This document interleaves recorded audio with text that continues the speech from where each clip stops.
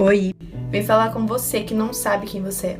Em Mateus 16:13, Jesus chega com os seus discípulos nas vilas de Cesareia. Então ele pergunta aos seus discípulos o que o povo tem dito sobre ele. Os discípulos respondem que alguns dizem que ele é João Batista, e há também quem diga que ele é Elias ou algum de outros profetas. Então Jesus pergunta: quem vocês pensam que eu sou? Então Pedro responde: tu és o Cristo, Messias, Filho do Deus vivo.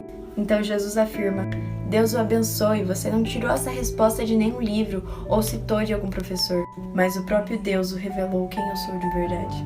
E do versículo 18 em diante, Jesus revela a Pedro quem ele é. Você entendeu o que acabou de acontecer? Pedro não conhecia Jesus de ouvir falar.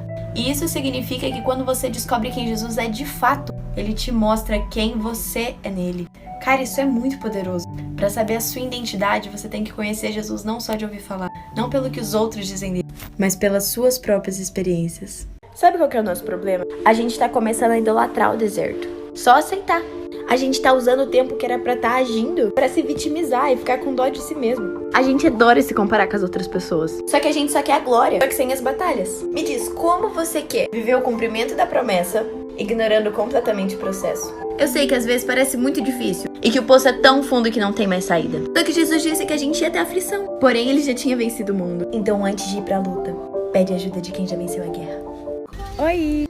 Em Mateus 16:21, enquanto Jesus falava sobre o processo que ele passaria até chegar na cruz, Pedro repreende. E cara, Pedro repreendeu Jesus porque ele não estava vendo a dor como processo. E muitas vezes a gente tem essa mania de repreender todas as batalhas e lutas da nossa vida.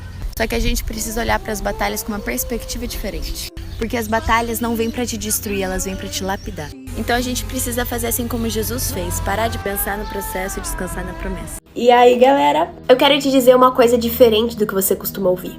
Todo mundo diz pra você se aceitar e se conformar. Só que eu quero te dizer pra você não se conformar com o teu mundo e com a tua realidade atual. Cara, muitas vezes a gente se sente mal. A gente olha pra nossa realidade e fala: cara, eu só vivo uma vez e essa vai ser a minha vida, uma vida medíocre como eu tenho vivido. Você não pode se conformar. Você tem que fazer de tudo pra melhorar a tua realidade atual. Você tem que fazer de tudo para se tornar a melhor versão de si mesmo. Deus não nos criou pra gente viver essa vida medíocre que a gente tá levado, onde você tem o desejo de fazer milhares de coisas, só que você deixa a tua timidez impedir isso. Cara, o que vai acontecer quando você chegar no céu? Deus vai te perguntar o que você fez com os planos que eu tinha pra ti. E você vai dizer: pai, eu fui muito tímida. Por favor, não se conforme. Saia da tua zona de conforto e busque a cada dia uma melhor realidade. Oi, cara, eu tô aqui pra te dizer que não. Jesus não precisa de você, nem do seu favor. Jesus não precisava ter morrido numa cruz. Ele não precisa que você perdoe ninguém. Na verdade, quem precisa de tudo isso é você. Mas se ele não precisa de você, por que ele te escolheria? Por que ele me escolheria sabendo que eu seria hipócrita? Que muitas vezes eu o negaria? Por quê? Que amor é esse que não é condicional ao que eu faço? Que amor é esse que não tem interesse? Que não guarda rancor? Que é paciente, bondoso? Que vê em mim o que muitas vezes eu não vejo?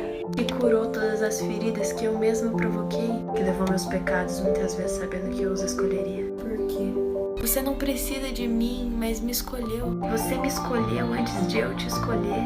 Ele te amou antes de você se amar. A verdade é que ele não precisa da gente. É a gente que precisa dele.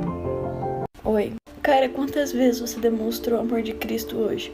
A gente mora num país que tem liberdade religiosa, que falar de Jesus ainda não custa nada. E mesmo assim a gente nem fala. O pior é a gente nem demonstrar. A gente não ama os nossos irmãos. A gente não ama o próximo. O que mais me dói é que quando alguém vem bater na nossa porta do carro, no sinaleiro, a gente muitas vezes fecha o vidro. Diz que não pode ajudar, que não tem dinheiro. Porém a Bíblia diz que ninguém tem tão pouco que não possa ser dividido.